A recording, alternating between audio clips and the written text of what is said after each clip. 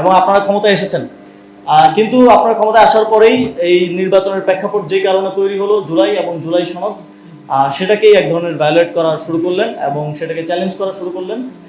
এবং আপনারা ভুলে গেলেন যে আসলে বিগত সময়ে যারাই এই ধরনের গণরায়ের বিরুদ্ধে অবস্থান নিয়েছে তাদের কি পরিণত হয়েছে।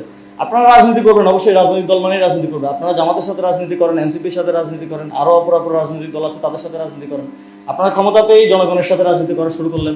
আমরা দেখেছি আগে আওয়ামী লীগও জনগণের সাথে রাজনীতি করতো, জনগণের জনবিরুদ্ধ কাজ করার জন্য নানা ধরনের ন্যারেটিভ উৎপাদন, হাইকোর্টে নিয়ে যাওয়া, তারপরে হচ্ছে এই সংবিধান, এই আইন, বিভিন্ন কিছু দেখানো, সেটা আমরা বিগত সময় দেখেছি। তো আপনারাও এটা শুরু করেছেন, আপনাদেরকে অভিনন্দন জানাই। এই পথে আপনাদের যাত্রাটা আপনারা শুরু করলেন।